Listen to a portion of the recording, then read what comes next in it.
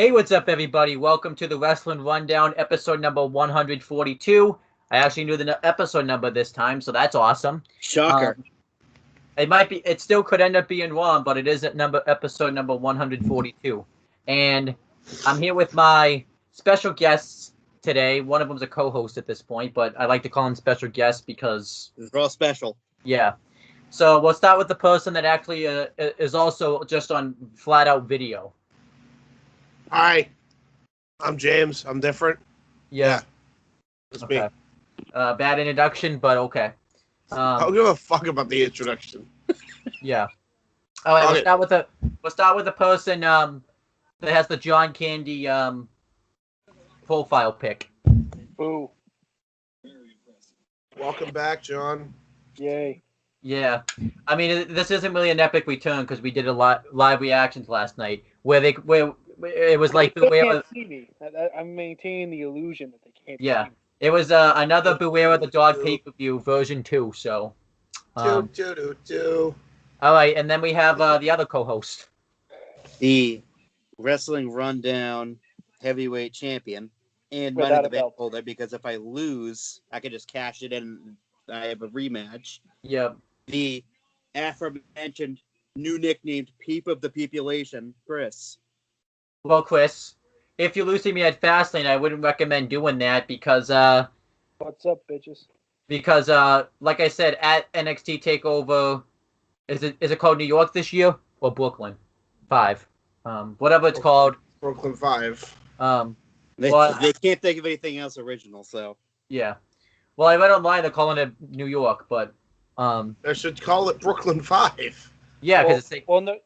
If it's gonna be at Madison Square Garden, it should be New York. Yeah, it's where we take over New York. yeah, Wait, is it going to be in Madison Square? I believe so. Yeah, Oh, so Madison Square is having a double nighter then, if they want to, yeah. You're gonna have to take a look. Someone needs to. because look they at have ROH and New Japan on Saturday. I'm gonna look this up real quick just to settle this. If it's a Barclays, it's going to be in Brooklyn 5. My phone's taking forever. Okay, hold on. it. I got it here. Okay. It is officially NXT Takeover New York. It is in the Barclays Center. What? Well, Because Why is it in Brooklyn? Because they're Well, that planning, could. because they're having WrestleMania in New Jersey, but they're just gonna call it in New York. It's really weird. That could change too. That also could change too because the first War Games was supposed to be called I think Houston or something. yeah, and let's they take over Houston. Yeah, This So is probably just a preliminary name. yeah. Because they haven't promoted it themselves yet. So I hope they go with Brooklyn because that Yeah. makes sense. Way more sense than New York. No, but they're Well- going to be in Brooklyn in August, so it really. No, they won't. They'll be in Toronto because SummerSlam's in Toronto. yeah. Oh yeah, that's true. But Chris, what I'm saying is I would recommend if you lose at Fastlane to me, don't cash in your rematch because you would be facing a bunch of guys. You wouldn't have any. Don't worry, you won't know when I'm cashing it in. Yeah. It could be tomorrow. It could be. Well, you okay? Cash it in on your. Hey, let him cash it in on himself so he can have more reigns. Fuck it. How is it? Or it could be on a random SmackDown where you can just make a decision on a battle royal. Well, That's how I want it. Sound Exactly. familiar? Yeah. That's how I want it. He knows not to do that now. So. Remember, you did that too, Owen, and Yeah, lost. remember, don't. Agreed. in the That's last what was 5 minutes of referencing. That's what we're referencing. Yes. But But yeah, Chris let's actually was smart and won. But yeah. I accepted that challenge. But let's get right into this show. We're going to talk about Elimination Chamber from last night. So for a change, we're not the last wrestling show on earth to talk about it. We're the fourth, I think. So, So much better. yeah. We're going to In the talk. last in the history of the planet. Yeah, we're going to talk about that. We're going to talk about the Mark Henry documentary from last night.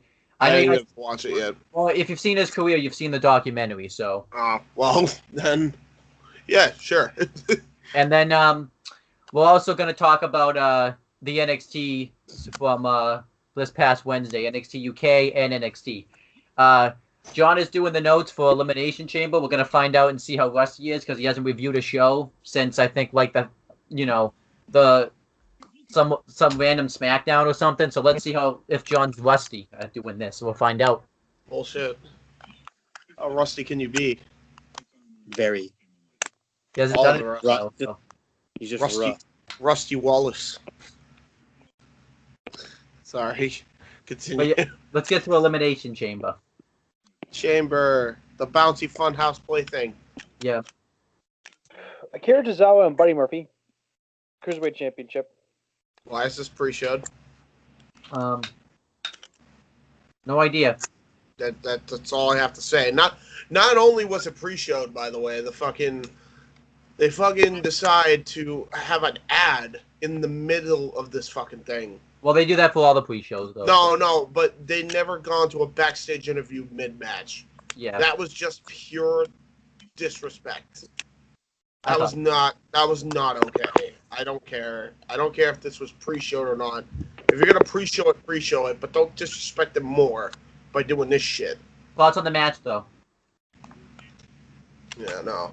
I had to put that out there because that infuriated me. I'm like, fuck out of here with that. Well, let's let John break down the match, and then we'll all give our thoughts on it. Mm-hmm. Cruiserweights don't matter. They Yeah, really not to WWE. There's some cool high spots. Murphy still won. Retained his title. Good to move on. All right. James, your thoughts on the match? I thought it was great. I thought it was one of Akira Tozawa's best matches, to be honest. I think that's saying a lot because he's had some great matches with like Neville over the years and other people from the Cruiserweight Classic. So yeah, exactly. It's saying a lot. Star rating? Give it a 3. Give it a 3 and a quarter. Okay. Yeah. What about you, Chris? I wasn't home yet, so I didn't see it. Okay, so you have to give it a D for did not watch. So what about you, John? What do you give it for? I mean, we mentioned our star ratings last night, but you could just obviously re-say it. I think I gave it 3.5. I give it 3.5 too. I probably would have given it 3 3/4, but me and John missed some of the match because we were getting food, and that was kind of more important. So food is important. Yes. Food is life. I need. One other thing we should talk about though before we end the kickoff is because obviously they didn't air this on the main show, and I don't know, Chris, if you saw this or not yet. The Kevin Owens backstage segment. Don't think I saw it. Is he coming back yet? You want to talk about the Kevin Owens, not backstage segment, but like video he did, John? He basically just complained about pizza, saying he'll be back soon. Yeah. I did see that. It got me hyped because I thought he was in the arena, but he wasn't. Yeah. They lied to me. Yeah. That was awesome. Great. Really good kickoff though. You had Alexa Bliss have a backstage segment, the Bar and Heavy Machinery went at it, and then I think that's it. That was like the highlights of the kickoff. Freaking Mark Henry actually put over the Cruiserweights as well. Yeah, actually gave them props. Now, if only the company would fucking do that. Yes. Anyway. Oh my fucking god. What? They might do the Shield versus Corbin's crew. Christ, no. How? Christ, no. Yeah, I just read something that says about Roman. Yeah, apparently he's going to be cleared to return by really, Mania. really well. Apparently he's going to be cleared to return by Mania. That they're giving a rough estimate now that he might be coming back. That's the reason why they turned Dean Ambrose babyface. Okay, if that's the case, then why the fuck are they building up Strowman versus the fucking Goof Troop? Because from what I'm reading in this is that he has no friends and blah blah blah. Bullshit! Why did Kurt Angle fucking save him then? We'll get into that. Oh Christ! This fucking booking team. So now let's get to the actual show. Yeah.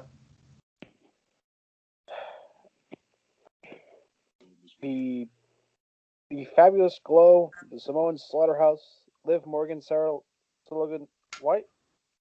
Just the Riot Why Squad. does it say Riot Squad? It is the Riot Squad. Well, I don't put the Wyatt Squad in because it wasn't the whole Wyatt Squad wrestling. So. Just That's- fucking. that's their Technically, still fault. is the That's what they're. It's the fucking Riot Squad All right. with 2 T's, not 1. Yeah. The Iconics. With Fire 2 and eyes, Desire- not 1. Yep. Fire and Desire, which is by far the worst nickname. the Okay. worst name I think I've ever heard. Not Yeah. only is it the worst nickname job, but they have the fucking nicknames of the people mixed up. Like they not only fuck up the big details, they somehow fuck up the small ones too. Yeah. Because Desire should be fucking Mandy, and Fire should be what's her name, Deville. Yeah. And they fucking have it opposite. I'm like, are you shitting me? Yeah. He Exactly. bought the joke. I can't believe it. He fell for the joke. What joke? I said that the other day to fuck you up, and you believed it. Oh. I thought you would be. I thought you. Hey, look, it wouldn't. Fuck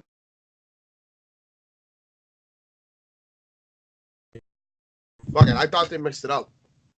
But anyhow, I don't think any of them is supposed to be any of them. It's just the team name. So. Boston dumb. Hug Connection. Wait, Yep. you just wrote the Boston Connection. I think I noticed when I was going through my notes. I think I might have been hitting some stuff in my pocket when we were shoveling. Boston Hug. There was no hug in there. Oh, my bad. The actual Boston goddamn match. Yep. Hey, it wouldn't be the first. It's not the first time I did that. So. I think that's how it's meant to be, like, spelled. Yeah. But No, anyhow. It's no, Boss he and didn't write Hug hug. Connections. Weird. No, I didn't write hug. You just It put just the says Boss and... it just says Boston Connection. Yeah. Boston Connection. Yeah. But anyhow, Connection. let's let John break down the match. So, the Bailey and Sasha and the other 2 members of Absolution started out the match. Yeah.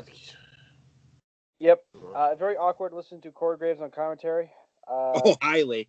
Him like going over Man Rose may have been a little uncomfortable. I mean, for God's sakes, his lover's in the match. Yeah. Well, I mean, is that even true? Does anybody have any proof of that yet? This is 100% true. Yeah. All you have to do is look online. I haven't actually seen the proof yet. Just look it up. on Just Carmella look is it out. up. It's We're not everywhere. I don't want to talk about it here because it's not really that important. Yeah. We should also mention too that Beth Phoenix was on comment. Can I say this? If this is true and the motherfucker's threatening suicide, fire the motherfucker. There, I said it. This is ridiculous now. Like, he might be good as a commentator, but apparently he needs a lot of help before he can come back. Just saying. Continue. Yeah, I will mention that Beth Phoenix did commentary for this match because it was an important match for the women's division. So. Yeah. I mean, she ain't wrong. Yeah. Continue, John. So they fought for a little. So those 2 teams fought for a little bit in this basically McDonald's playpen. Yeah. That's just not right. That's the Hell in a Cell. Next Yeah.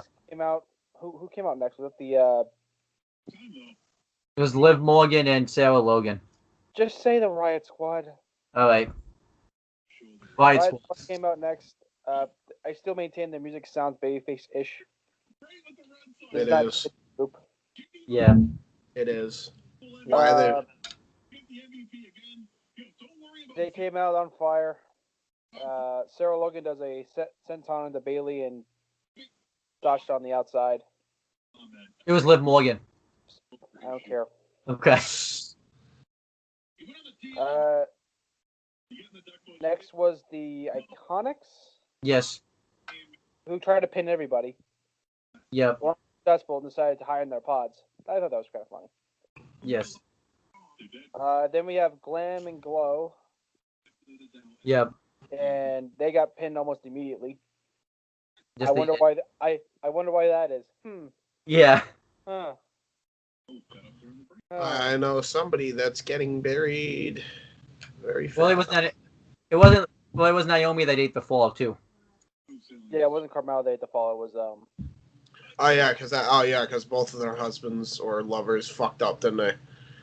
Well, we'll get to Yeah. Jimmy in a second. Yeah. Well, actually, no, because then why did they win the tag? Yeah, Yeah, Jimmy won the. Yeah, Jimmy got the. yeah, yeah. I'm like, what? Anyway, Jimmy continue. also got the pin. And then comes out the what I basically have come to terms of is a restaurant that you would see on the side of a like advertised when you go down I-95, like down the south. Yep. The Samoan Slaughterhouse. Ugh. Such a The studio terrible that name. really can't work. Yeah, terrible name, terrible workers, terrible everything. Yeah. At least- Fucking least go away. Mina got a good splash in. Nia ran face first into the pod. I Yeah. disagree. I think Tamina's splash is shit. Honestly, for a woman who's the daughter of Superfly Snuka, I think her splash is atrocious. It's terrible. This was a better one, James. Yeah, it only took her like fucking 15 years. They basically, I think Vince told her backstage, if you don't do a good splash, I will fire you, despite the fact that you've been in the company for like nearly 10 years. Yeah. Damn it! I wish she did a shit splash now, so I didn't have to fucking see her on my television. That'd be one down, one to go. One thing I think you missed though, is the Iconics got out next by the Samoan Slaughterhouse. I think with the splash. That's what I just said. Oh, I didn't hear you. And then Bailey and Sasha won, I think. Yeah. They were cried in the ring.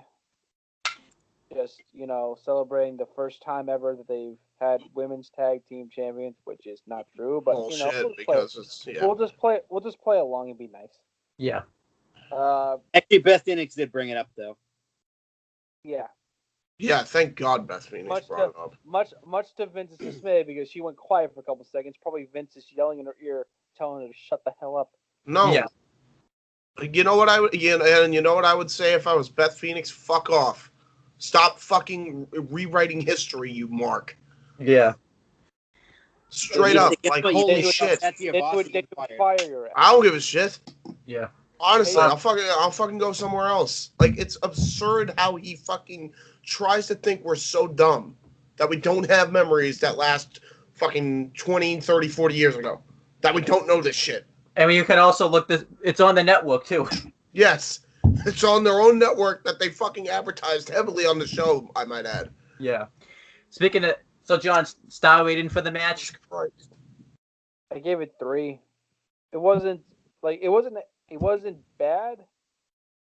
Not really that memorable. It was better than the men's tag match they did a couple years ago, where that one was pure shit. Yeah. All right, Chris, we'll start with you. Any additional thoughts you have about the match and your star rating? Going into this match, I was kind of excited for it, but at the same time, it was like I knew it was probably going to disappoint. But it did way better than I thought it would, and I'll give it a 3. All right, James. 3. The first half sucked. I'm gonna be honest. The other half was really good. Yeah.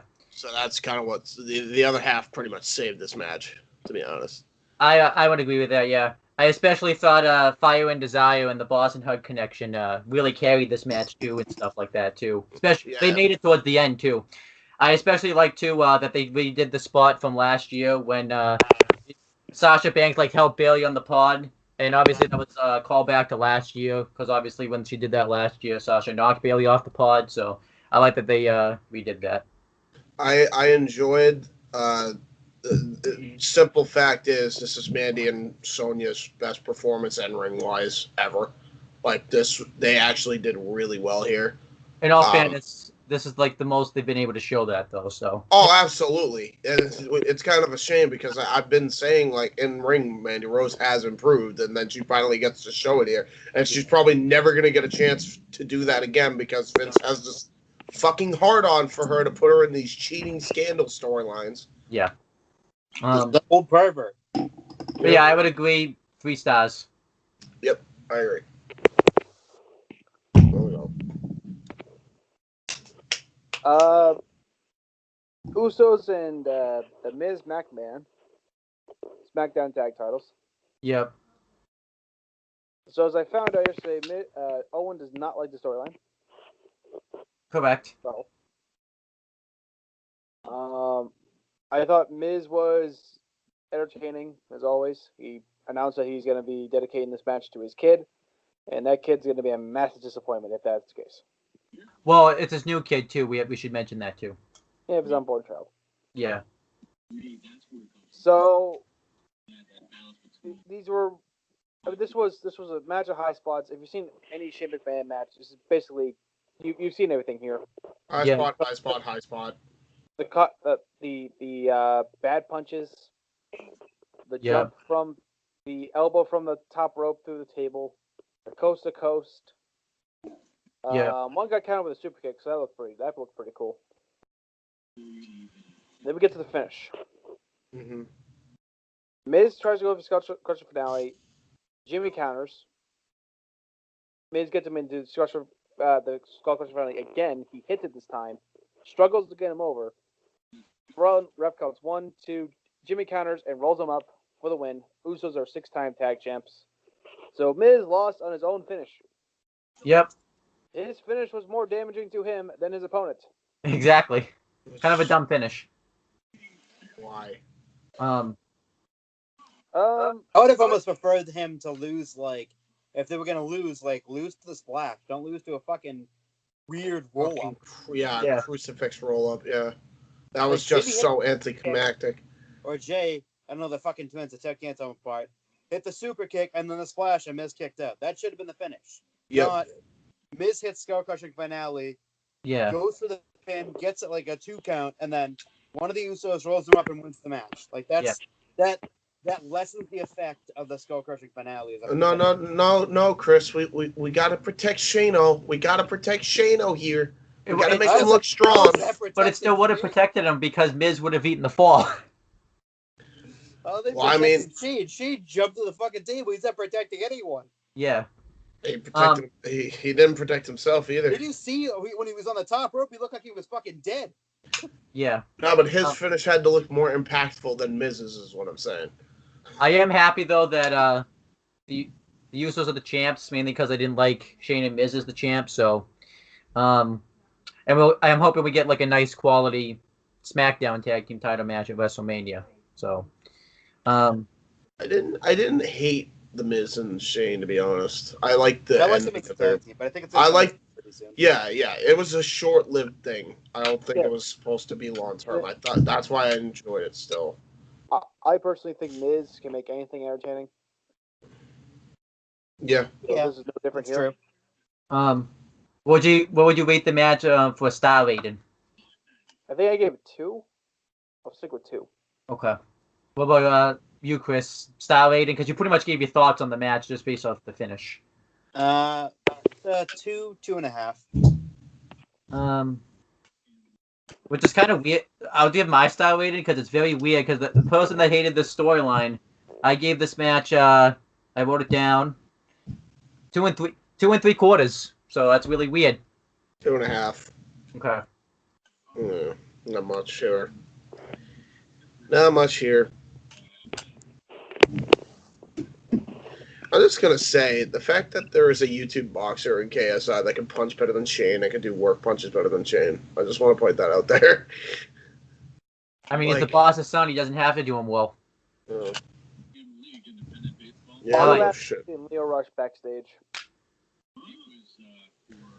Leo Rush is basically saying, I'm gonna win for my man Bobby Lashley. Yeah. Then the music hits, and Lashley, thank God, doesn't speak and just says like, "All right, we need to go." I can't do Lashley's voice; it's too soft. I noticed they play Leo Rush's music too. They never play his music too. Yep, they play his music, and then they brought out Lashley. Lashley, Leo Rush, and Finn Balor. Handicap match for the Intercontinental title. Basically, the whole match is Leo Rush comes in, until Finn builds up some offense. He tags in Lashley. Lashley dominates. And then Leo Rush tags himself in. Gets his ass kicked by Finn Balor. Yep. Balor does a over-the-top rope dive onto both Leo Rush and Bobby Lashley, which takes out Lashley for the rest of the match. Coup de grace. Finn Balor wins the Intercontinental title. Lashley and Leo Rush are no longer a thing. Officially, much to my dismay, I don't need to hear Bobby Lashley talk ever. Yeah, right. The worst. Or Fucking no. dis- Or well, not even just that, but he apparently they're trying to make it like he upgraded from fucking Leo Rush to Baron Corbin as his fucking manager. Like that's a fucking upgrade. Yeah, exactly. The only Like, upgrade apparently- is taller. I'll say this though. A good thing about this is now Leo Rush can contend for the cruiserweight title, because I thought him being the manager for Lashley kind of hindered him from being able to do that, because I always thought like it'd be weird to see a manager with a championship belt. So hopefully that happens, but I don't think that's gonna happen, because Buddy Murphy's a heel and Leo Rush is a heel. So I disagree. I think you actually could have gotten some eyes on the product if they fucking booked Leo Rush and Bobby Lashley right, which they don't do. But yeah, I thought this match was decent. I gave it 2.5. Happy Finn won, and he won without the demon too, which was nice, because it built because on the pre-show, Sam Roberts had been talking about how Finn is just a man. He's nothing unless he brings the demon out. So this kind of made Finn at least look a little credible. So I gave it 2. I Okay. couldn't care. I really couldn't care less for this fucking match. I thought it was stupid that they were having it. I thought it was stupid the way it came about. okay. So. Chris, what are your star ratings for this match? I give it a 2.5 because Finn won. Okay. He's already held it longer than he did the Universal Championship, though. So that's Not yet. Nope. Well, it hasn't happened yet. that's true. That is, he could get hurt, but Yeah. I say it again. I'll say it 100 more times. Lashley fucking sucks on the microphone. He stumbles over his words. He's garbage on the mic. Terrible. Phenomenal in-ring competitor. Yep. That's the worst mic skills I've ever seen in my whole life. And they take the guy off of him who had probably one of the best mic skills in WWE. They took him away. Why? Why? It's stupid. We'll get to that. We'll get to that one of them I get later. Dude, it's funny that they say that the fans have the power, and yet they don't fucking listen to the fans when they clearly know this is a bad decision. Yeah. Once again, we'll get to another thing that may spit in the face of that. So, John, you did star rating for this match? I'll give it maybe 1.5. Okay. It was fine. I don't care. The problem is I don't care about this kind of stuff. I Okay. don't care about the Intercontinental Championship. I don't care about Finn Balor. Bobby Lashley, to me, is just a muscled-up guy that's okay in the ring, but, man, he can't talk. Yeah. Like, you say he's okay in the ring, but then you look at his fucking Impact run. That was actually the one saving grace TNA had at that time. Because TNA knew how to book him correctly. Yeah, of course. That's one thing TNA knew how to do right. How the fuck did WWE fuck this up? I have no idea. They fucking handed them on a silver platter. And they fucking fucked it all up. Like, how do you do this? Because no one cared about Bobby Lashley when he returned. Yeah. They would have cared about him if you fucking put him in No, immediately with Lesnar. Day one, they didn't care about Bobby Lashley. That's true. He got a pop. I'm just saying, he got a pop. Everyone tonight after WrestleMania gets a pop. It's what you do after. True. But still, at the very least, like, you could have built him up as a brick shithouse, and they're like, nah, let's put him in fucking Sami Zayn's sister storyline. Yeah, he may have not been good on the mic. He may have just been bland as a babyface, but they did no fucking favors to this guy at all. Oh, yeah. Like, at all. We're not denying that. Like, there's no excuse for it. Like, yeah, sure, you might be working. You might be working to turn chicken salad or chicken shit into chicken salad, but still, that's your fucking job. Do your job. Simple as that. Charlotte Flair comes out for a promo. Gets booed. They showed footage of last night at the house show where she was beating the crap out of Becky Lynch's knee. The suspended Becky Lynch. They show her beating up the knee. She gets booed by the crowd. Becky gets. Charlotte is the clear heel in the situation, and she's acting like it. Yeah. Coming out to watch her WrestleMania opponent, whoever that may be. Let's be fully honest here. If no one saw this coming, then quite frankly, you're just bought into everything. You bought into Ruby Riott hard. Ruby Riott, Ronda Rousey lasted about a minute and 40 seconds. Ronda won. So now they're staring down Ronda and Charlotte. And out comes Becky Lynch on crutches. Before you continue, there's one thing I gotta say about Ruby Riott. Yeah, say what you want about her character. How the fuck did she get squashed, but Becky Lynch got a full feature fucking match out of her? In real life, who the fuck's gonna believe that? What do you mean by that? I mean, not Brie Bella, fucking Nikki Bella. When she fought fucking Ronda at Evolution. How does she get a full featured match, but Ruby Riott gets squashed in like fucking minutes flat?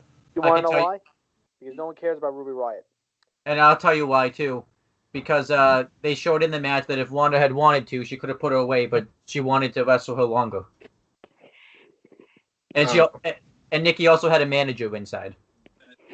Well, I mean, I'm just saying, it's just like, you know, you're doing your fucking roster an injustice when you book them in feature matches. I remember she had like a full feature match with like Natalia and shit. It's Natalia. That's Natalia.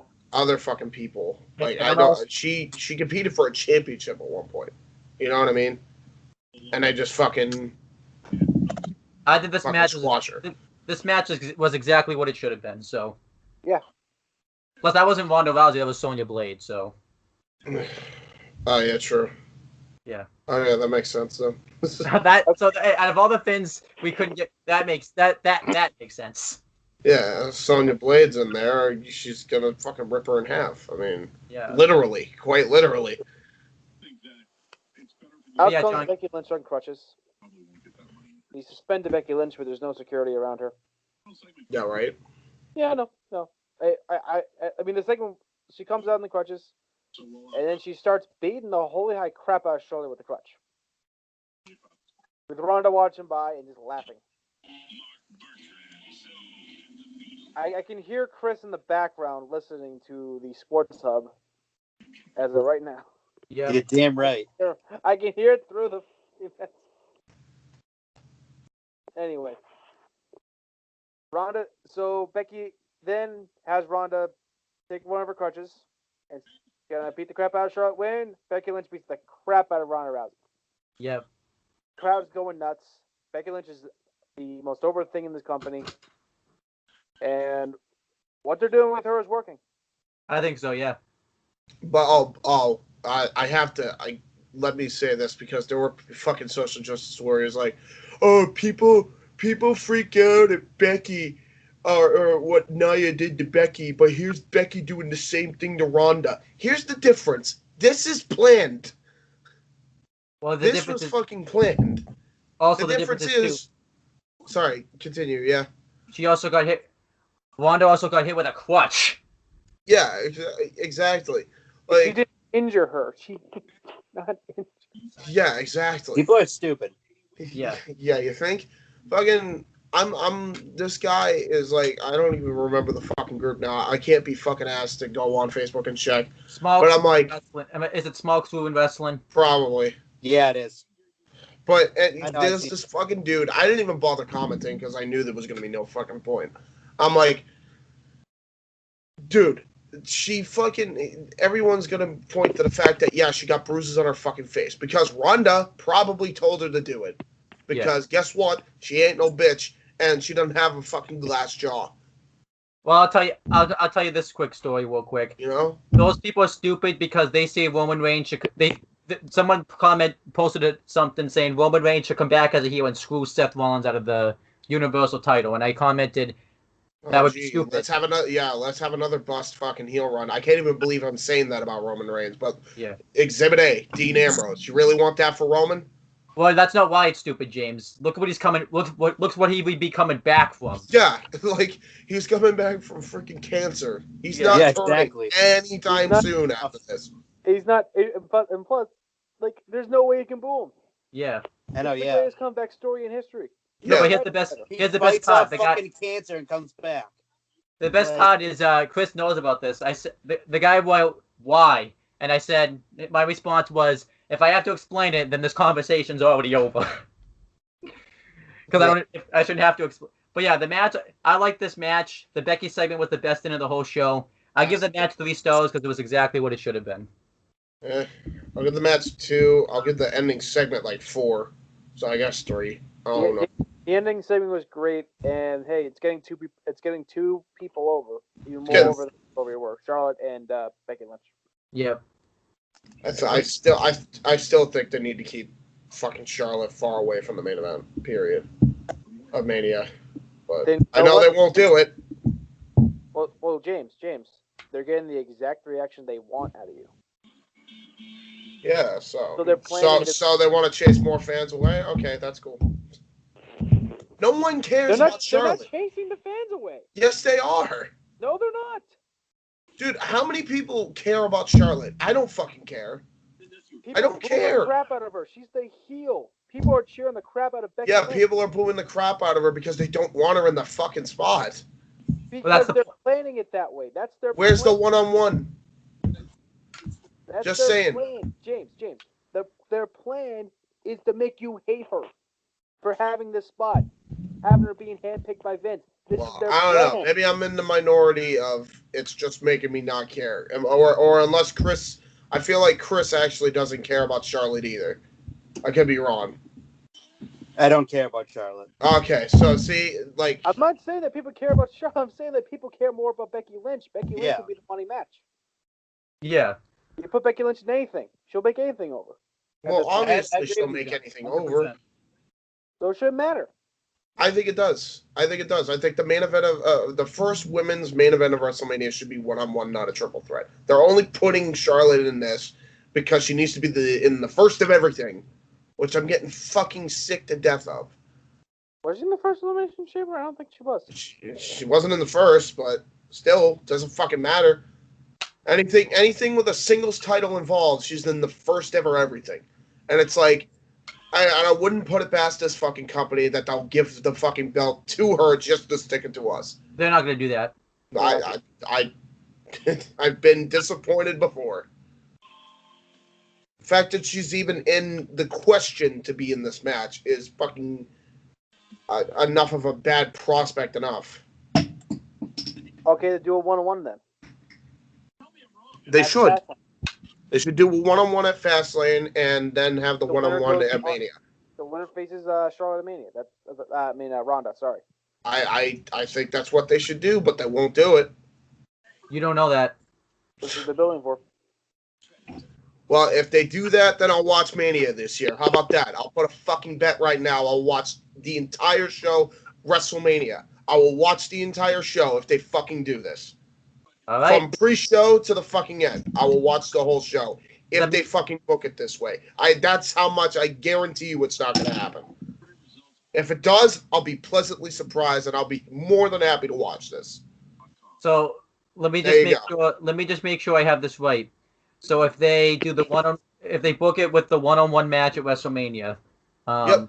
in the main event, then Yep. you'll watch the entire Mania. Yep, I'll watch the entire show. If they don't, I can't be asked. Okay. There you go. Braun Strowman and Baron Corbin. Well, Chris didn't get to give his thoughts on the. Yeah. What about Chris, guys? Come on now. I love the Becky part.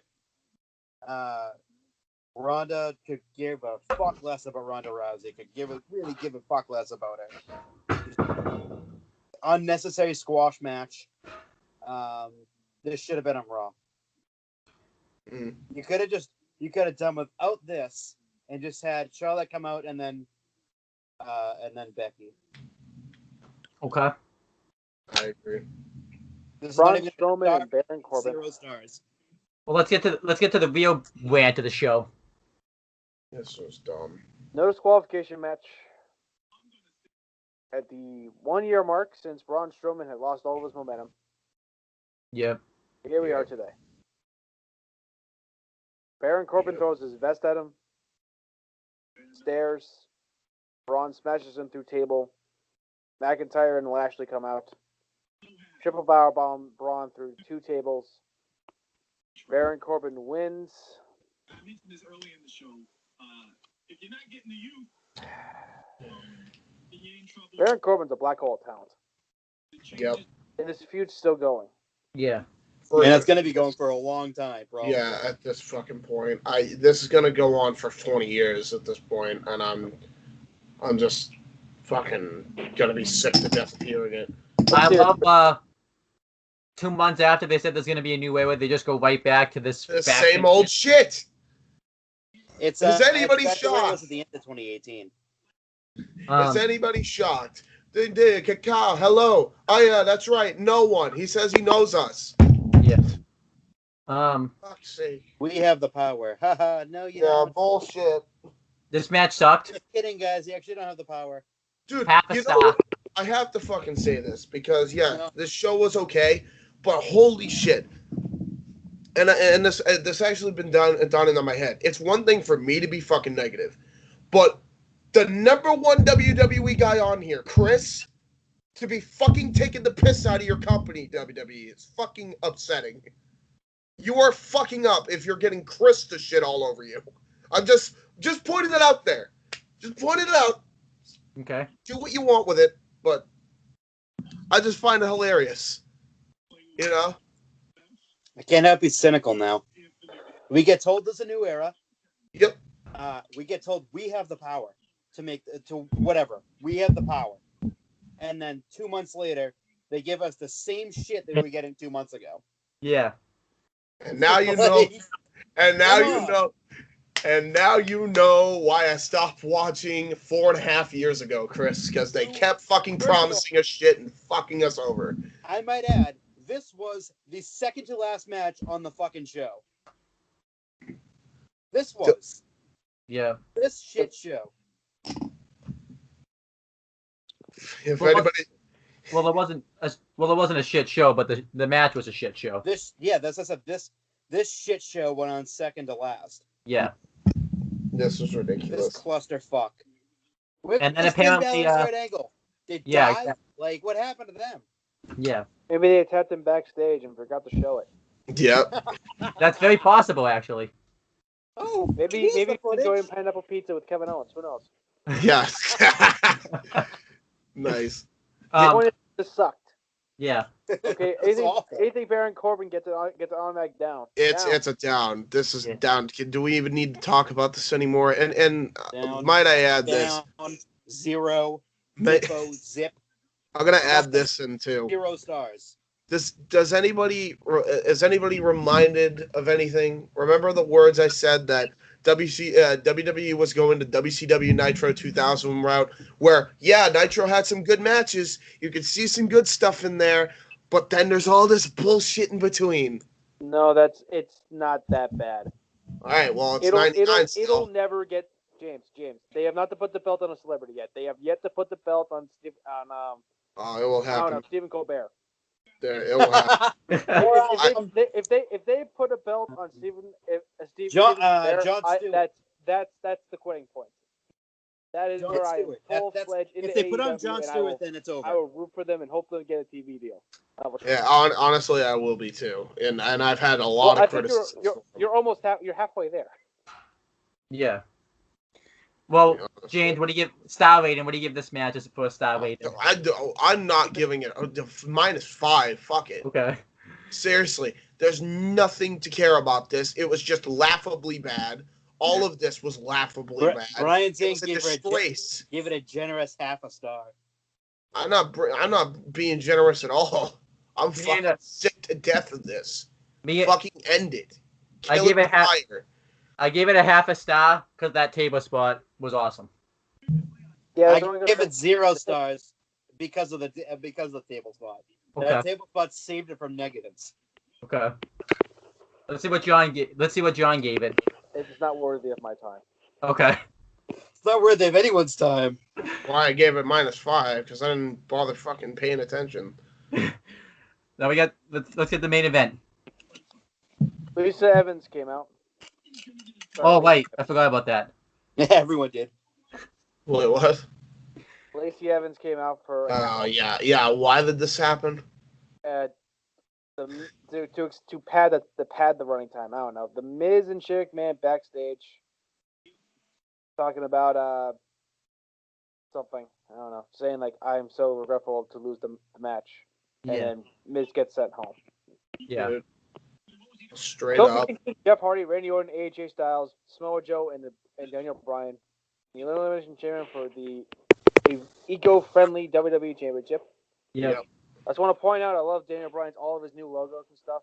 Oh, it's great. Yeah. Promo being sent to back maybe through the promo was hysterical. Yeah. Joe and Bryan started this match. And basically it was like cat and mouse for the first 5 minutes or so. Yeah. Bryan was avoiding Joe at all cost. Then who came in third? Was it Kofi? Yeah, Yes. Kofi came in third. I do want to say Samoa Joe, he chopped the crap out of Daniel Bryan's chest. Oh yeah. He also went back Joe into no-sold the the shop. graveyard too. And kicks. I'm pretty sure Daniel Bryan died 15 times just getting chopped by Joe. The new Daniel Bryan. The new Daniel Bryan, right? Well, now the old Daniel Bryan died, and now the new Daniel Bryan died. So is it the new Daniel Bryan? It's the new Daniel Bryan. The new Daniel Bryan. Oh, god damn it. Continue. Joe gets pinned, I think, at this point. No, because AJ came in first. Oh, so AJ got rid of him. All right. So we had a trust fall spot with Kofi Kingston off the top of the cage. Yeah. Bryan chilling on top of one of the pods. That was pretty cool. And Kofi went right up on the pod and got in his face. Yep. AJ Styles then comes in next. He hits a phenomenal forearm onto Daniel Bryan's back when he's trying to steal the cage. Joe locks in the Kikina clutch on Kofi Kingston, where Kofi Kingston does a jawbreaker. Pretty cool way to get out of the move. I haven't seen it in a while. They tried to do the finish they did from the gauntlet match on SmackDown, where Kofi tried to go off the turnbuckle and roll him up, but this time he kicked out, and then the jawbreaker happened. Yep. AJ comes out flying out of nowhere, hits the phenomenal forearm on Joe, pins Joe. Joe's the first one out. Yeah. Some other shit happens. In comes Jeff Hardy. Hardy comes in like a house of fire, looking like he did back in the early 2000s with the freaking cut-off shirt. Yep. Holy shirt. He has AJ on the turnbuckle, stuck in the turnbuckle. They do the Tower of Doom spot. Jeff does a swanton onto AJ. Well, AJ's lying on the top rope. Yep. Jeff Hardy stands up after recuperating from that and gets hit right away with a flying knee and gets pinned by Bryan. Yeah. That was awesome. In comes Randy Orton. Out of fire. He's the last one in. Everyone's down. AJ was going to go for the phenomenal form. I think it was on Kingston when Orton countered with an RKO and eliminates Daniel Bryan. Which means a match between the two at Mania, hopefully. Yay. Yep, I did like the way he hit the RKO. It wasn't like he caught him with the RKO. He caught him on the top rope, and AJ had nowhere to go. Yeah. Because wasn't AJ going for the forearm? He was gonna go for the forearm, the phenomenal forearm on I think it was Kingston. And Orton caught him when he jumped from the top rope. If Randy Orton does that spot's so sick. The minute the Randy Orton starts doing a springboard version of that move when AJ is trying to go for something from the top, I'm gonna lose my shit. Like he did the Carlito? Oh yeah. That's- No. I mean like the Oscutter form of the RKO. I want to see that. I want to see him just bust that out once. That'd be awesome. That'd be dope. Or AJ goes for the 450 and he catches him with the RKO. I think they did that spot on SmackDown, I believe. Oh, did they? Yeah, I'll watch it then. I'm watching this. Let's see here. What was next? So he gets eliminated. So Owen gets eliminated by Kofi after Kofi hits Trouble in Paradise. We're down to the final two: Kofi Kingston and Daniel Bryan. Kofi Kingston's biggest night of his life. And these next 10 minutes was a star-making performance. Yep. Got to believe for a half second that they're going to put the title on Kofi, Yep. which I would have crapped on, but hey, that's a whole other problem. That's a whole other issue. It's the fact that they got me actually to think that the replacement for Mustafa Ali was going to win the WWE title is a testament to how good these two wrestlers are. Yep. The Celtics are on the list. And then Kofi hits Trouble in Paradise. I thought this was it. He's going to win the title. Bryan hits him with a knee. He kicks out. The near falls. Everyone bought in. The crowd was into it. And I would not mind to see a Daniel Bryan Kofi Kingston match for the title at Mania. Or Fastlane. Yep. So I would say no at Mania. I do Mania. The beginning of the match happened where Kofi went for a frog splash off the top of the pod, but Daniel Bryan moved out of the way, crashed and burned. Bryan hits him with a knee and wins retains the title, and Daniel Bryan gets booed hardly in the crowd. The top babyface in probably the past 10 years gets booed the crap out of the building, which again is a testament to how great both of these men are. Yeah. I gave it 4.25. It's one of the best champion matches I've seen. Probably since like maybe 2006. Yeah. Cena and Angle and Kane. Remember that one? Probably on Masters. Like those, probably the best one since that. Well, even though I thought the one when the first one AJ Styles was in was really good too in 2010. Well, I was gonna say the one in 09, both chambers in 09 at No Way Out was really good too. Yeah, I'm just saying like a real great classic. So yeah, Bryan wins. He's getting booed, which is very important. Yeah. Kofi Kingston gets a standing ovation from the crowd. Kept them on him for a few more minutes as the show fades to black. Yeah. So the overall grade for the show, I gave it a B-. It was mainly saved in the main event. Yeah. It had a good opener, it had a good ending, and the middle was just shit. It's like it's two of the most phenomenal bread in the world, but the in middle is shit. Well, it's a shit sandwich with good bread. Yeah, I'll give my thoughts on it. Well, the match I like the chamber match. The only criticism I have for it, and this is a pretty big criticism, I believe Kofi hits the Trouble in Paradise in this match, and Bryan rolls him up, and the camera pans over to the crowd while Bryan has him in the roll up, completely missing the near fall. That was stupid. Yeah, great chamber match. It actually had you believe that Kofi was going to win. I also give the match 4.25 stars as well. Obviously too. I thought the show was good as well too. I give it a B-. It's pretty much the two chamber matches really make the show. I also really liked the Cruiserweight Championship match. I wish that could have been on the main show, but it's a topic for another day. And there was another match I liked on this show.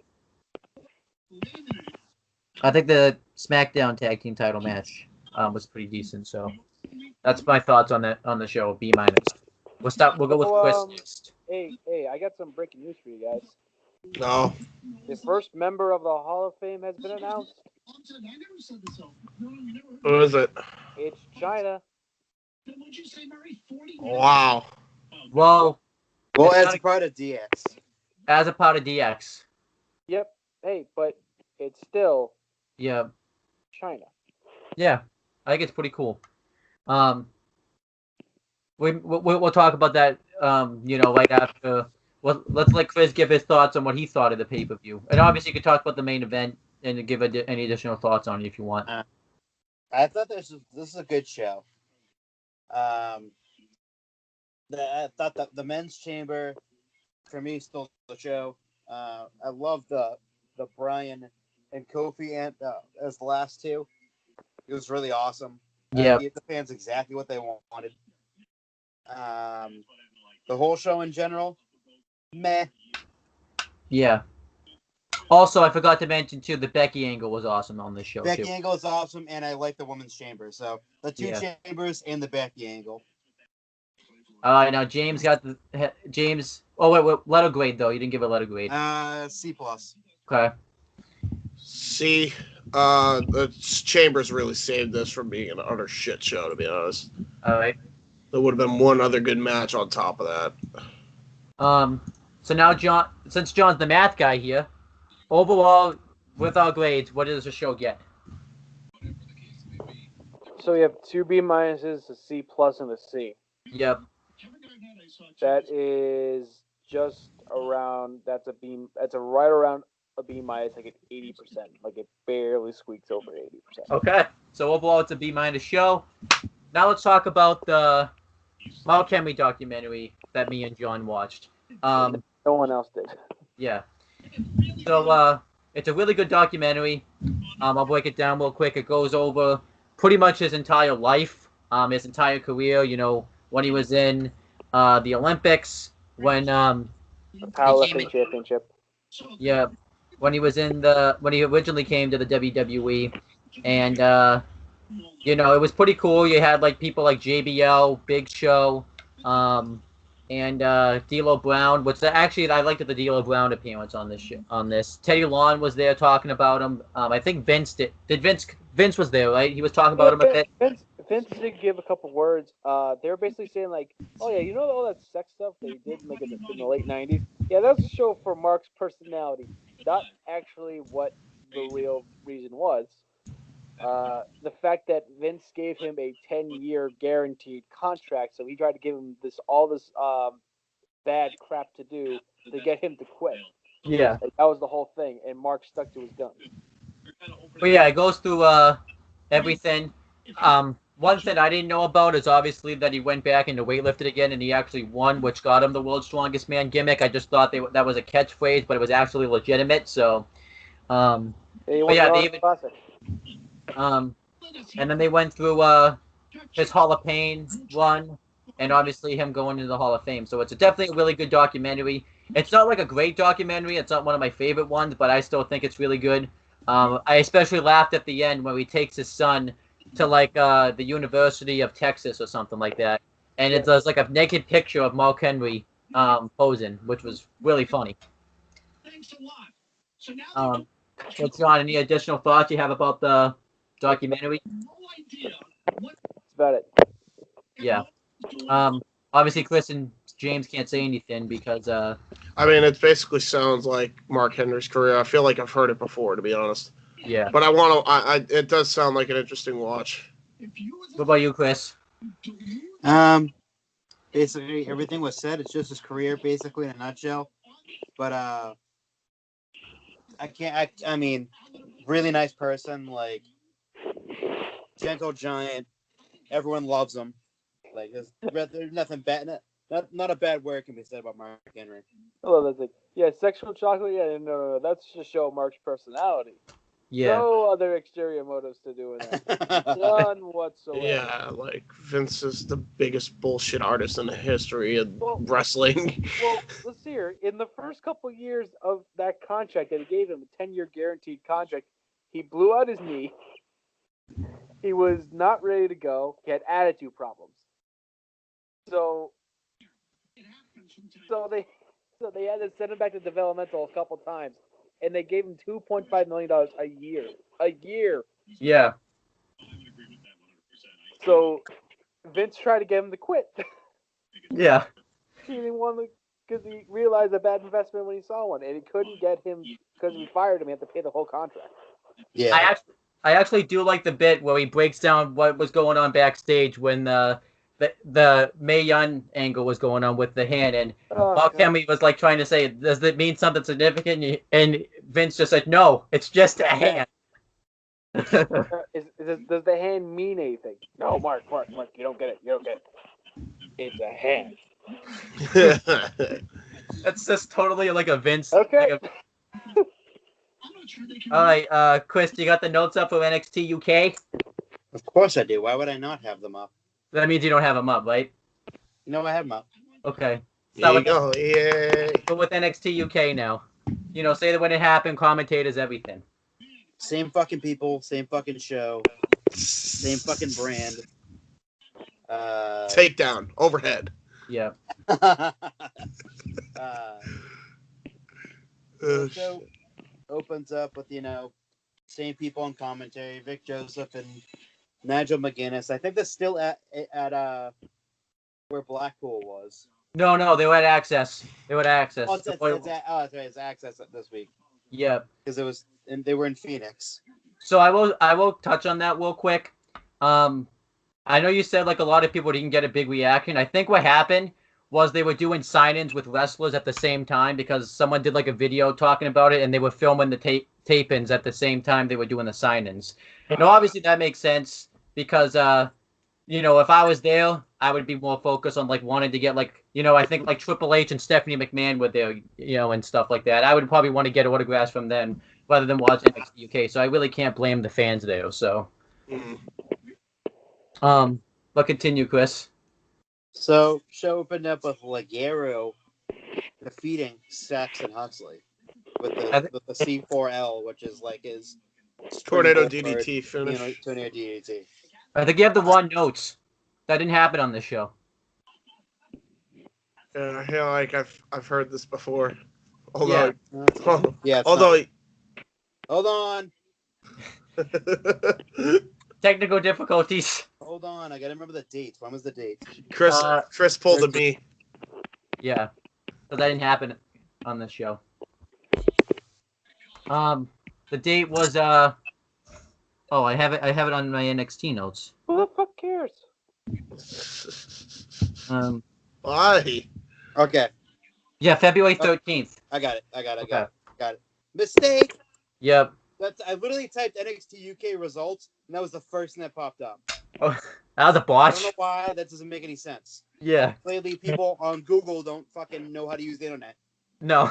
Are you shocked? I'm not. No, I'm not. So, show opens up, Tony Storm, and she's talking about fucking Rhea Ripley, and they get into a brawl. Pretty good opener. Obviously, and that sets up a match next week for, which is this Wednesday, actually. Yeah. Tony Storm versus Rhea Ripley. Yeah. I like this segment. I thought it was good. You could tell Tony Storm, I think, was nervous because this is like the first real promo that she's really cut, like in front of a live crowd in WWE. So, but I thought Rhea Ripley was awesome here. I thought with just her attitude and stuff, I liked it. I thought it was great. What about you, James? What are your thoughts? It was good as it usually is, but that's pretty much it. I think John's doing something right now, so we'll let him. He can come talk about this stuff when he's not. I didn't see it. Oh, okay. Next.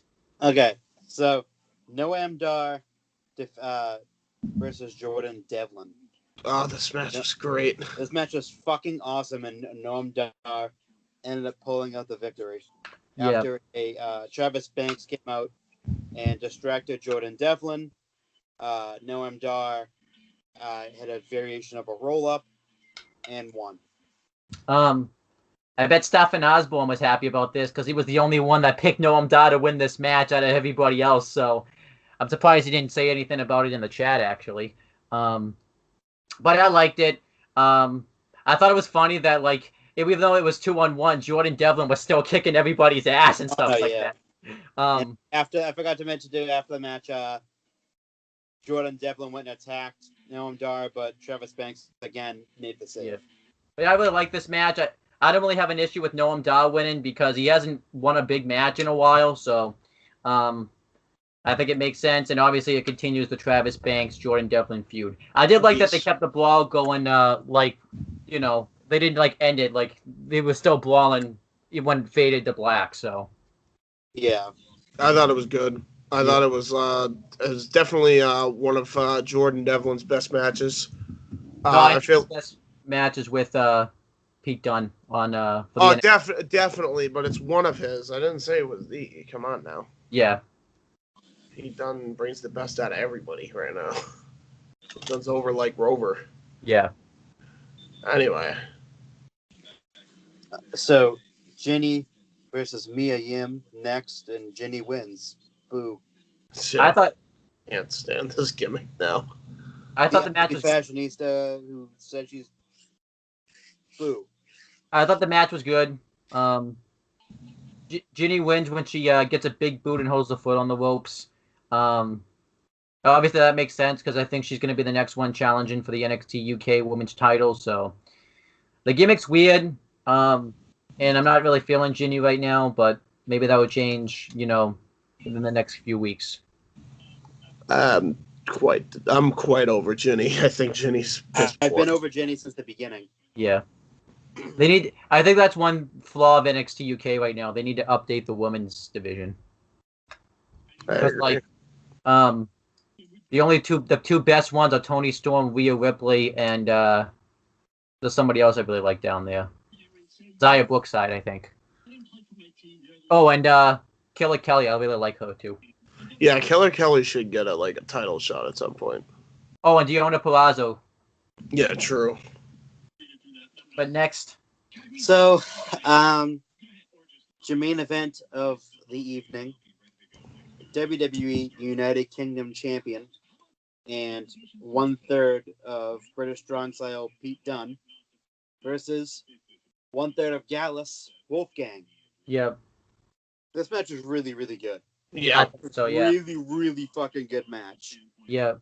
Pete Dunne wins with his fetish. He actually didn't win. He won with more of an armbar, but then did his fetish right into it, which I like because I like that he has multiple ways that he can beat you too. Because I like when wrestlers have multiple finishes and stuff because you don't know when the match will be over and stuff. But I really like this. And that was pretty much NXT UK. I thought it was a great episode. I'll give it a B+. I think why it's not an A- is it didn't really feel like it was a significant episode. You could have missed this episode to really not miss much. Yeah, it didn't really advance any storylines or anything. Yeah, I agree. Yeah, and, B+ for me. I was kind of disappointed that the crowd didn't react as much as they should, as they I thought they were gonna. I think the two people that got the biggest pops were Toni Storm, Pete Dunne, and Noam Dar, because that's who everybody else mainly knows and stuff. So, because they see them all the time and stuff. So until Walter comes in, then everyone's gonna go nuts for him. But we don't know that yet because he hasn't wrestled in the U.S. yet. So yeah, true. All right, but now on to NXT. We had what's aired on the same date. We had Percy Watson, Morwen Allo, and Nigel McGuinness on commentary, which I know I talk a lot of. I said that Vic's improved, but when you hear Morrow right after Vic, it just makes Vic's commentary sound like trash. So, it does. I'm sorry. I don't hate Vic, but it's just Morrow's too damn good. Yeah. And also, this is the best commentary team in WWE right now. The three work so well with each other that it's yeah. I mean, if you don't think they're good, then what's wrong with you? Tough. So how dare you, Chris? Blasphemy! I bet Morwen Allo's the worst, right, Chris? Oh, just the worst. Yeah. Mike Adam was better. Oh yeah. Okay. All right, it kicked off right with the match. Jamaica me crazy, Kofi. It kicked off right with the match though. Dominik Dijakovic versus Shane Thorne. Thorne targeted. Hold on, let me speak on this. I love my boy. Dude, this guy is fucking dope. I love I'm calling him Dijak because I can't pronounce his last name. Dijak is fucking incredible, dude. I agree. Yeah. Dude, holy shit, this guy. Okay, he's like a combination of Mike Awesome, so he can, but he can actually work, and a combination of Goldberg as far as physique, dude. Like this guy is gonna be a force to be reckoned with in NXT. I hope they fucking do a whole undefeated streak similar to Goldberg's, dude, because he could pull it off. Well, he's already lost. He's lost. Oh. He lost to Tyler Bate in the Worlds Collide. So that's over. Right. Well, I mean, he has lost on NXT, so we'll count it. We'll count that he's still undefeated on NXT TV because, like, this guy's just running roughshod over everybody, bruv. Yeah, It's I agree. nuts. And I like that Shane Thorne actually put up a fight. I was telling Chris I think he should go to 205, but then we looked it up. He doesn't meet the weight limit, so he can't go to 205 live because I just think he'd be fat used. for 205 live. He's fat. Don't make him bleed. But then we have, Dominic Dijakovic wins with Feast Your Eyes, which is a fireman's carry right into a reverse Hushi Hiroshi. I love that move. I'm just gonna call it the reverse GTS because that's basically what it is. Yeah. It's brutal. It's fucking brutal. And also hold on. It's like an attitude adjustment into a knee, pretty much. Reverse out. It's the burning hammer into the GTS. There you go. Pretty much. One spot I feel like we should not neglect is when he does that fucking twisting forearm. Oh yeah, we need to talk about that, dude, because that was holy shit. That was insane. Yeah. Oh, Dijak, you're the best. I almost corrected you, but I forgot. It's because you can't say his last name. So. I'm calling him Dijak just because, I know it's Dijak. What is it, Dijakovic? Yeah, Dijakovic. Why couldn't we just call him Dominic Dijak? Because that's not his name. I don't know. I can't. That's why. They named it. He was Chris Dijak. I thought that was a fine name. Yeah. Because that's his actual name. I know. Then Undisputed Era's backstage. And they talk about how I'm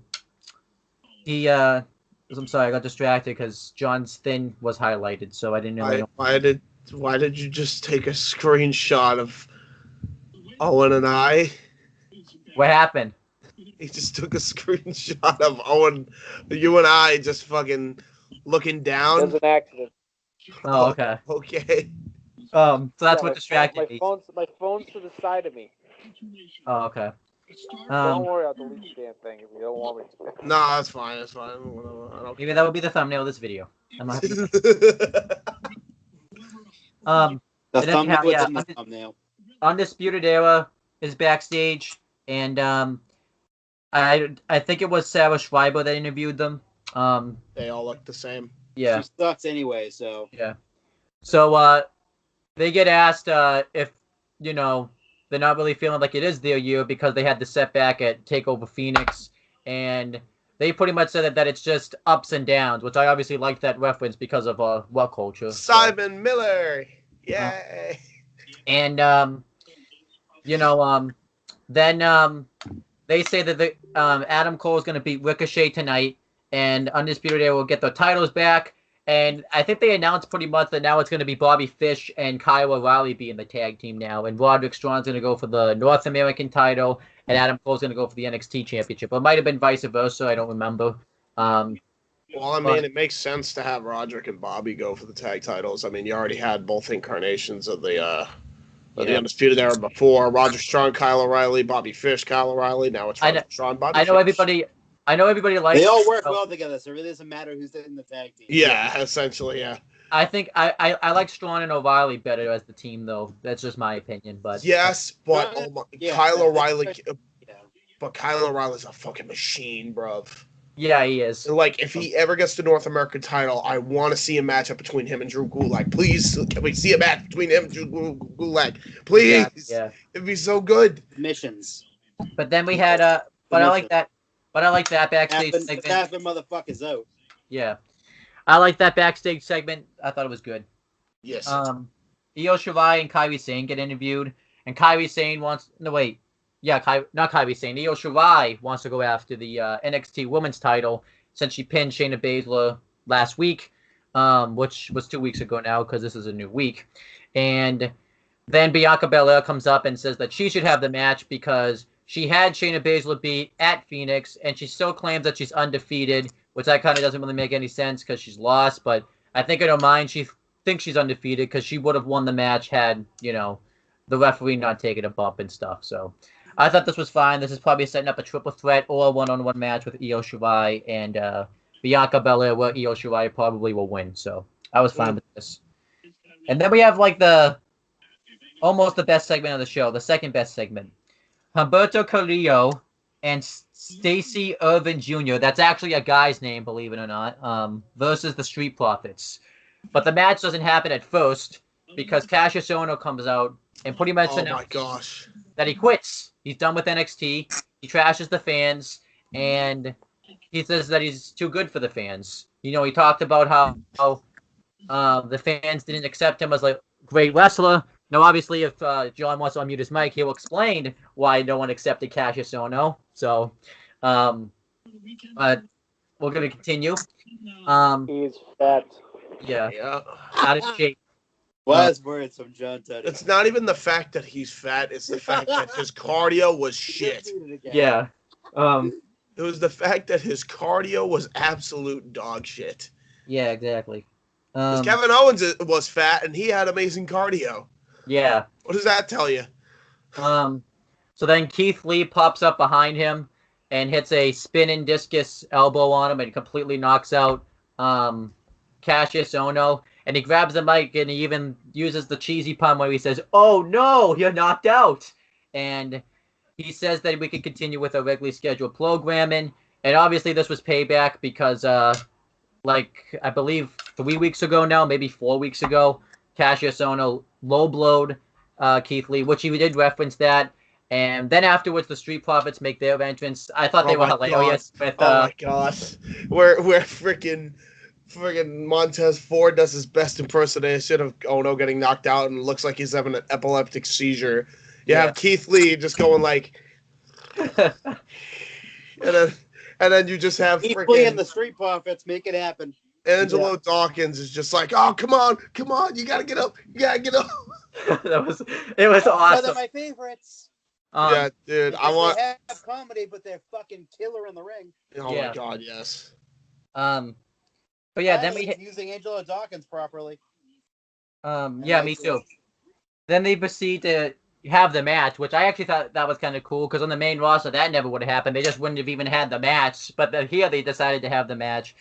I really like this. Humberto Carrillo looked pretty strong, which you got to make him look strong because he's on the main roster now. I think Stacy Irvin Jr. was there to eat the fall and take the moves from Street Profits because I don't think he did it. The only thing he did memorable was that he did some sort of springboard stunner move or something on one of the Street Profits. But the finish comes when the Street Profits win with the Super Tower of Doom, which was an electric chair, blockbuster combo, and they win. And afterwards, they say that they're ready to get serious and they want the NXT Tag Team titles. But then Fabian Aichner and Marcel Bartel come out, which I actually didn't expect that at all, and say they should have the NXT Tag Team titles because they've been winning. And then Oney Lorcan and Danny Burch come out and, they don't say anything, but they want the NXT Tag Team titles. So then the War Raiders came out. I almost said Heavy Machinery, but, it's bound to happen. So, and they say that they're willing to fight any of them for the NXT Tag Team titles. So they go down to the ring. They get attacked from behind by Undisputed Era minus Adam Cole because I guess he was still training for the main event. Prepping for the main event, not training. And then War Raiders lay out everybody. They throw Oney Lorcan outside the ring on everybody. I laughed because Danny Burch fell when he clearly wasn't even hit. So that makes me laugh every time when wrestlers do that. But yeah, I like this. I hope this is leading to a big multi-man ladder match at NXT TakeOver New York or Brooklyn 5, whatever they're gonna call it. If not, I could see a big 4-way tag title match where Undisputed Era will win whatever 2 members it's gonna be, and face War Raiders in the rematch. So, what were your thoughts on this, James? This was such a great match, tag team wise. Yeah. Like, Humberto moves around like a fucking ninja. Montez Ford just moves around like he's got swag. It's great. Yeah. And it was just a genuinely really good match. Unique dynamic that they're not having Raul Mendoza team up with Humberto Carrillo.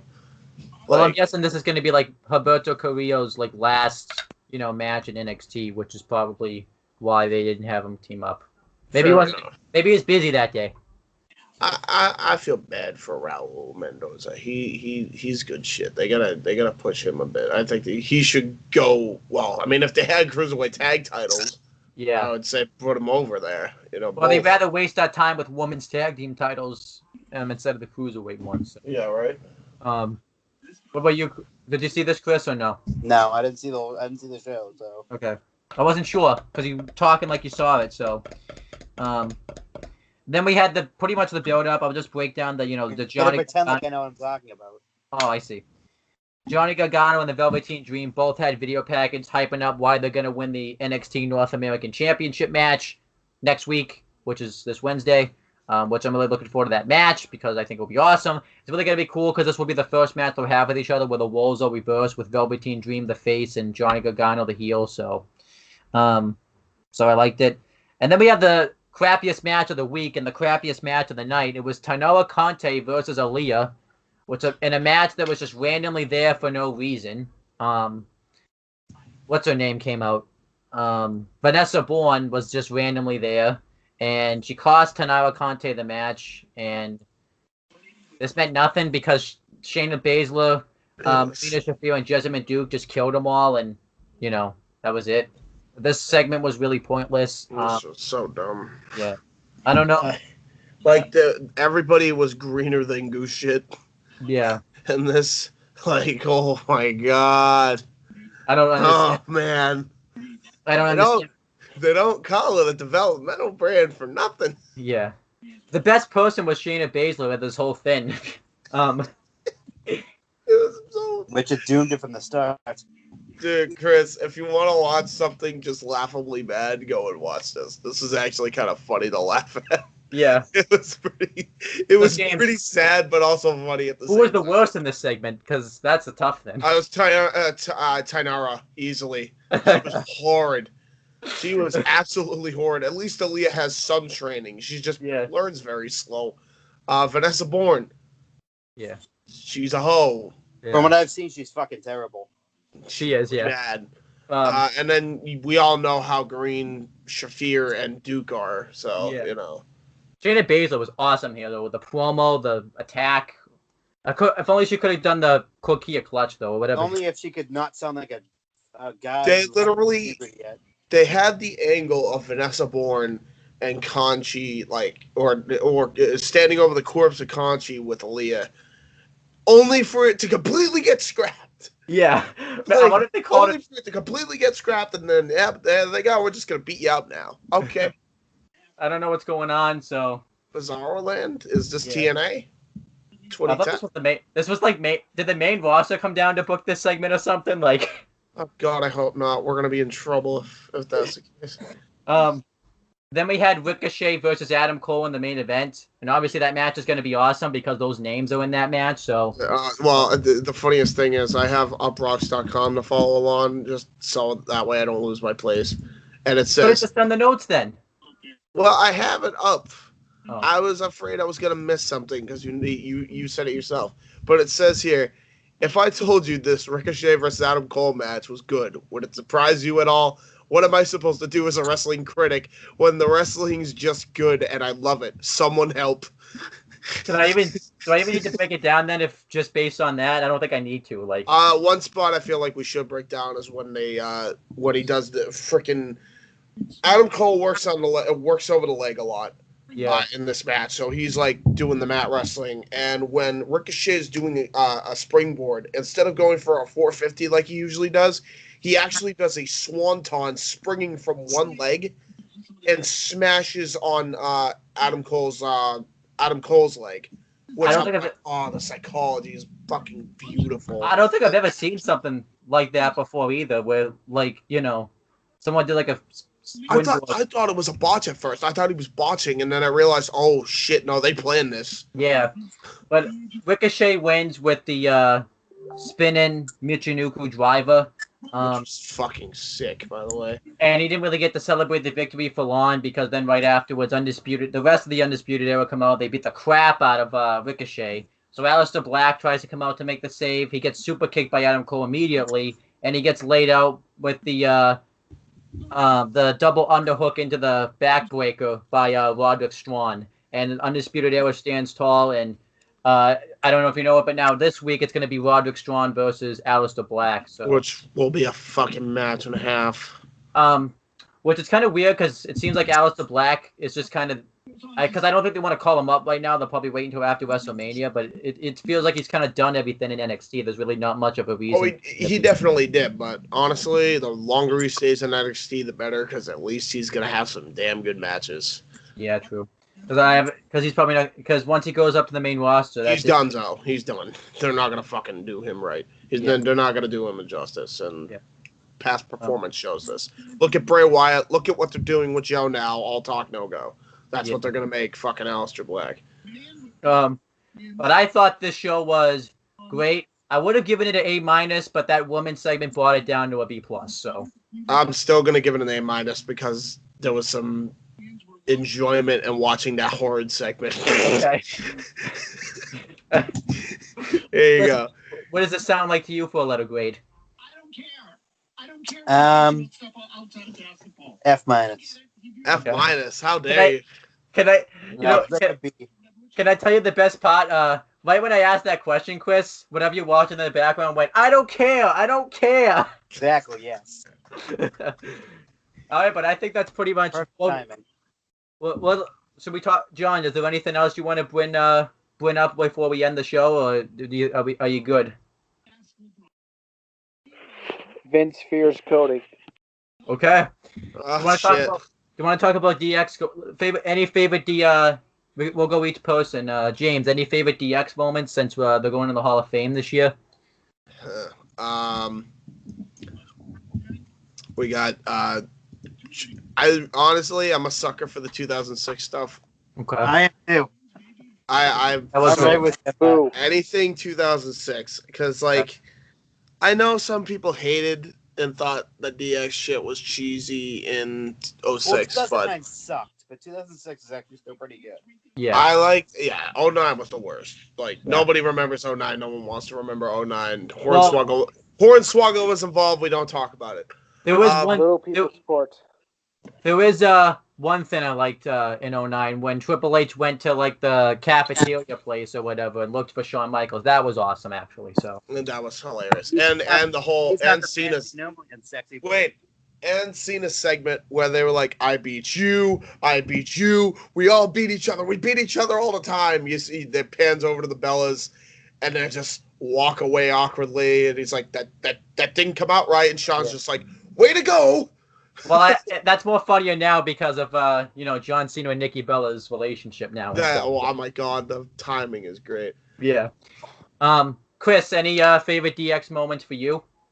When DX would make fun of the corporation, those are always classics. All right.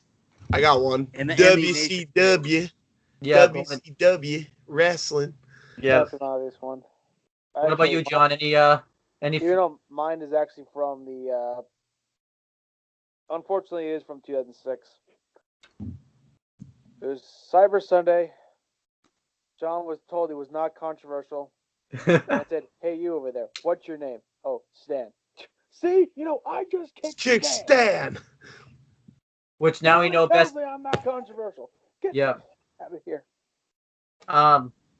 I think definitely one of my favorites is that press conference they did where they said they weren't going to use these type of words, and then they just randomly shit. Yeah. Watch your fucking mouth. Oh, fuck me. God damn it.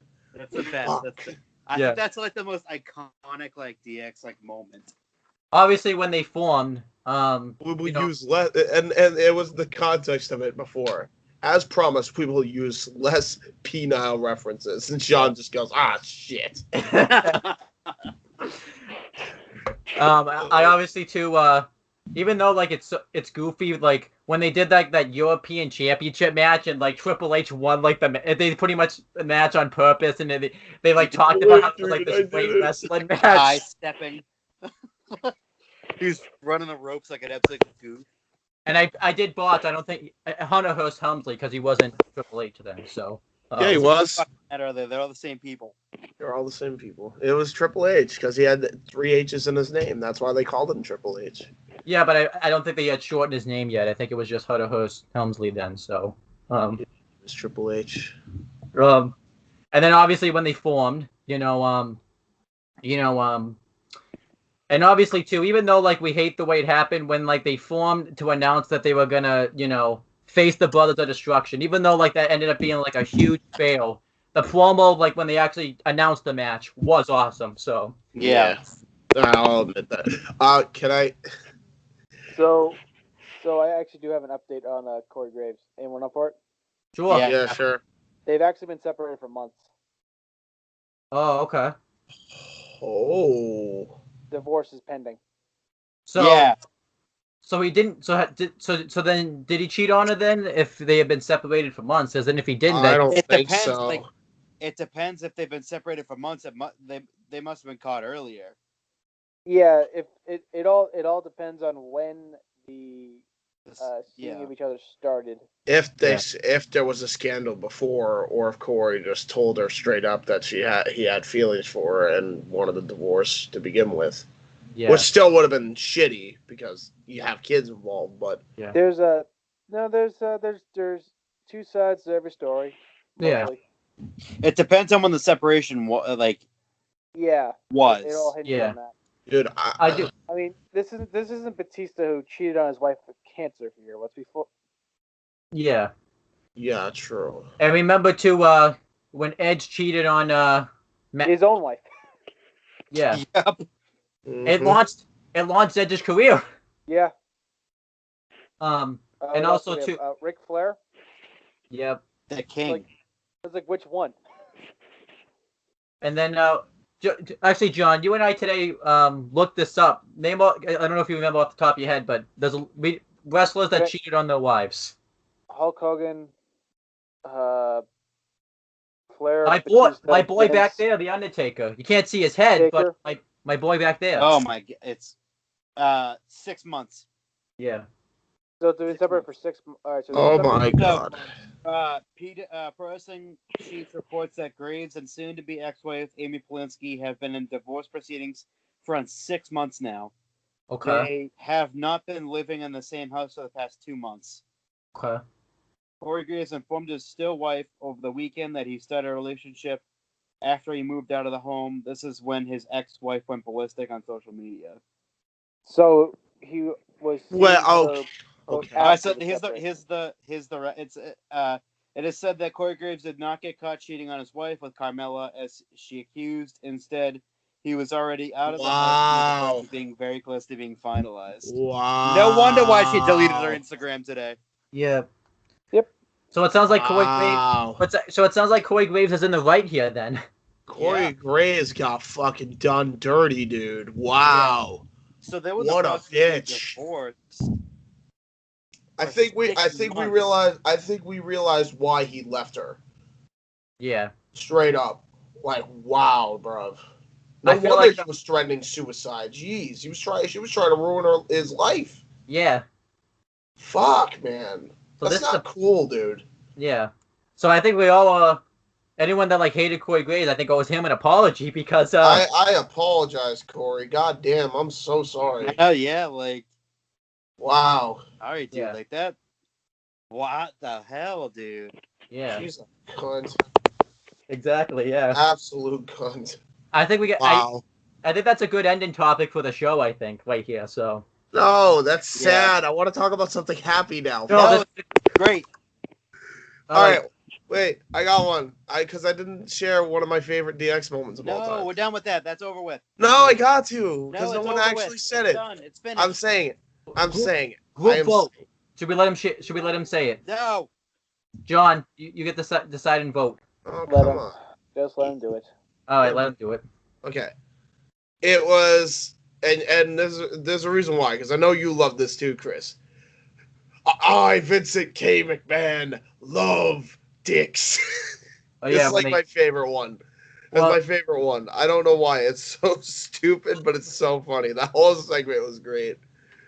all right. Uh, Well, that's there pretty you go. much the end of the review. Well, to start with, quick, Chris, do you have anything you would like to plug or promote? No, never. Okay.